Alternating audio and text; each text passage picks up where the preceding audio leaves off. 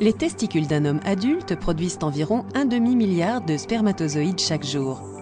Les ovaires de la femme ne produisent quant à eux que quelques ovules chaque mois. En général, un seul de ces ovules va atteindre la maturité nécessaire à une fécondation.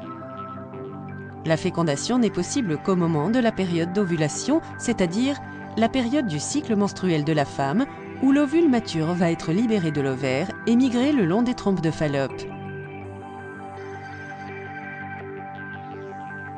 Pour qu'il y ait conception, un spermatozoïde doit féconder l'ovule mature lorsqu'il se trouve encore dans la trompe de Fallope. L'ovule fécondé va ensuite s'enfouir dans la muqueuse de l'utérus et former un embryon.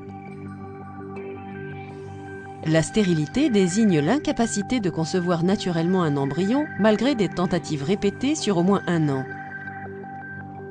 Il peut s'agir soit d'une stérilité masculine, soit d'une stérilité féminine.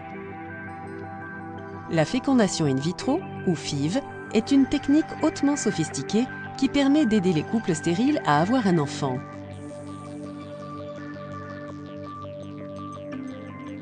Au cours d'une FIV classique, on administre en premier à la femme des traitements qui favorisent la fertilité en stimulant la production d'ovules matures en quantité. Une fois que les ovules arrivent à maturité, on les récupère à l'aide d'une aiguille placée dans le vagin. Les ovules sont ensuite placés dans une boîte de pétri spéciale. Après une étape dite de lavage du sperme, celui-ci est introduit dans les ovules récupérés.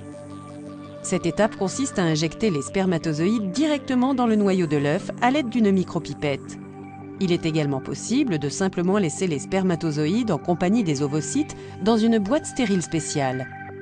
Lorsque la fécondation a lieu, l'œuf commence à se scinder, à se diviser et à former une multitude de cellules. Les embryons doivent être remis dans l'utérus environ 72 heures après la fécondation. La procédure de transfert de l'embryon consiste à introduire un tube flexible appelé cathéter qui passe par le vagin, le col de l'utérus, jusqu'à atteindre l'utérus. Les embryons sont déposés dans l'utérus par l'intermédiaire de ce cathéter. Des traitements supplémentaires peuvent être prescrits pour améliorer la probabilité de nidation des embryons dans l'utérus. Afin d'augmenter les chances de grossesse, on transfère en général plusieurs embryons à chaque fois. C'est pourquoi les FIV donnent parfois naissance à plusieurs bébés à la fois.